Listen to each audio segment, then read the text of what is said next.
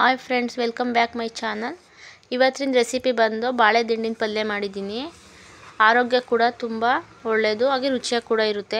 ಅದಕ್ಕೆ ನಾನು ಇವಾಗ 2 ಬಾಳೆ ದಿಂಡನ್ನು ತೊಗೊಂಡಿದ್ದೀನಿ. ಇದನ್ನು ನೀರೊಳಗಡೆ ಕಟ್ ಮಾಡಿ ಸಣ್ಣದಾಗಿ ನಾರೆಲ್ಲ ತೆಗೆದು ಹಾಕೋಬೇಕು. ನೋಡಿ, ಇದು ಬಾಳೆ ದಿಂಡಿನ ಮೇಲ್ಗಡೆ 2 ಲೇಯರ್ ಥರ ಪದರ ಬರುತ್ತೆ. ಅದನ್ನು ತೆಗೆದು ಒಳಗಡೆ ಒಂದು ದಿಂಡು ಬರುತ್ತೆ, ಅದನ್ನು ಮಾತ್ರ ಹಾಕೋಬೇಕು. ಮಜ್ಜಿಗೆ ನೀರಾದರೂ ಹಾಕೋಬೋದು, ಇಲ್ಲಾಂದರೆ ನೀರೊಳಗಡೆ ಹಾಕೋಬೇಕು. ಹಂಗೆ ಇಟ್ಟರೆ ಅದು ಕಪ್ಪು ಬಂದುಬಿಡುತ್ತೆ, ಪಲ್ಯ ಮಾಡೋಕ್ಕೆ ಚೆನ್ನಾಗಿರಲ್ಲ. ನೋಡಿ, ಈ ರೀತಿ ಸಣ್ಣದಾಗಿ ಕಟ್ ಮಾಡಿ ಹಾಕೋಬೇಕು. ಅದ್ರ ಜೊತೆಗೆ ನಾನು ಹುರುಳಿಕಾಳು ಮತ್ತು ತಡ್ನಿಕಾಳು ಅಂತೀವಿ, ಅಲಸಂದೆ ಕಾಳು ಅಂತೀವಿ, ಅದೆರಡೂ ಸಹ ತೊಗೊಂಡಿದ್ದೀನಿ. ಅದೆರಡೂ ಚೆನ್ನಾಗಿ ತೊಳೆದು 2 ವಿಸಲ್ ಫಸ್ಟು ಕೂಗಿಸ್ಕೊಳ್ತೀನಿ. ಆಮೇಲೆ ಮತ್ತೆ ನಾನು ಕಟ್ ಮಾಡಿರೋ ಅಂಥದ್ದನ್ನು ಅದರೊಳಗಡೆ, ಯಾಕೆಂದರೆ ಕಾಳು ಜೊತೆ ಹಾಕಿದ್ರೆ ಇದು ಬೇಗ ಬೇಯುತ್ತೆ, ಕಾಳು ಬೇಗ ಬೇಯೋದಿಲ್ಲ ಅಂತ ಅಂದ್ಬಿಟ್ಟು. ನೋಡಿ, ಇವಾಗ ಕಾಳು ಬೆಂದಿದೆ. ಮತ್ತೆ ಅದ್ರ ಜೊತೆ ಇವಾಗ ಇದನ್ನು ಕೂಗಿಸ್ಕೊಂಡು ಹಾಕ್ಕೊಂಡಿದ್ದೀನಿ. ನಾನು ನಿಮ್ಗೆ ತೋರಿಸಿಲ್ಲ ಅಷ್ಟೇ. ಅದನ್ನು ನೋಡಿ, ಎರಡೂ ಕೂಗಿಸ್ಕೊಂಡು ಇವಾಗ ಬಸ್ತಿ ಇಟ್ಕೊಂಡಿದ್ದೀನಿ.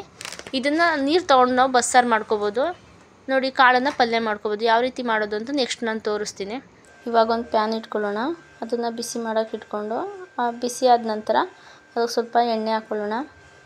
ನೋಡಿ, ಎಣ್ಣೆ ಕಾದಿದೆ ಅನಿಸುತ್ತೆ. ಇವಾಗ ಅದಕ್ಕೆ ಸ್ವಲ್ಪ ಸಾಸಿವೆ ಹಾಕ್ಕೊಳ್ಳೋಣ.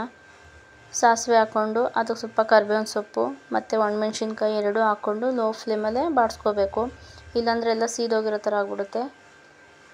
ನಂತರ ಸಣ್ಣದಾಗಿ ಹಚ್ಚಿರ್ತಕ್ಕಂಥ ಈರುಳ್ಳಿನ ಹಾಕ್ಕೊಳ್ಳೋಣ. ಈ ಬಾಳೆ ದಿಂಡಿನ ಪಲ್ಯ ಕಿಡ್ನಿ ಸ್ಟೋನ್ ಇದ್ದರೆ ಅದಕ್ಕೆ ತುಂಬ ಸಹಾಯ ಮಾಡುತ್ತೆ ಅಂತ ಹೇಳ್ತಾರೆ.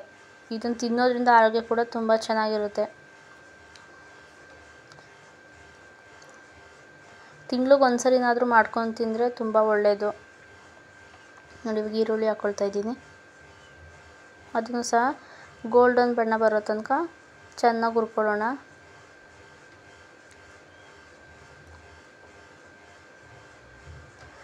ತುಂಬ ಕಡಿಮೆ ಸಮಯದಲ್ಲಿ ಸಹ ಮಾಡ್ಕೋಬೋದು. ಇದು ತುಂಬ ಟೈಮ್ ಹಿಡಿಯುತ್ತೆ, ಅದೇನಿಲ್ಲ. ಸಣ್ಣದಾಗಿ ಬಾಳೆ ದಿಂಡನ್ನು ನಾರೊಂದು ಚೆನ್ನಾಗಿ ತಗೊಂಡ್ರೆ ಆರಾಮಾಗಿ ಮಾಡ್ಕೋಬೋದು. ನೋಡಿ, ಇವಾಗ ಪಲ್ಯ ಎಲ್ಲ ಬಸ್ತಿಟ್ಕೊಂಡಿದ್ನಲ್ಲ ಕಾಳನ್ನು, ಅದನ್ನು ಇದ್ರ ಜೊತೆ ಸೇರಿಸ್ಕೊಳ್ತಾ ಇದ್ದೀನಿ.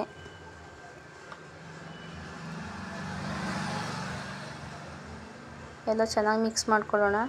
ಸ್ವಲ್ಪ ಲೋ ಫ್ಲೇಮಲ್ಲೇ ಇದನ್ನು ಕೈ ಆಡಿಸ್ಕೊಳ್ತಾ ಹೋಗೋಣ. ಪಲ್ಯ ರೆಡಿಯಾಗಿದೆ. ಇದಕ್ಕೀಗ ಸ್ವಲ್ಪ ಕೊತ್ತಂಬರಿ ಸೊಪ್ಪು ಹಾಗೆ ತುರಿದಿರ್ತಕ್ಕಂಥ ಕಾಯಿ ತುರಿ ಸಹ ಹಾಕ್ಕೊಂಡು ಒಂದ್ಸರಿ ಕೈ ಆಡಿಸ್ಕೊಂಡ್ರೆ ಪಲ್ಯ ರೆಡಿಯಾಗಿದೆ. Thank you.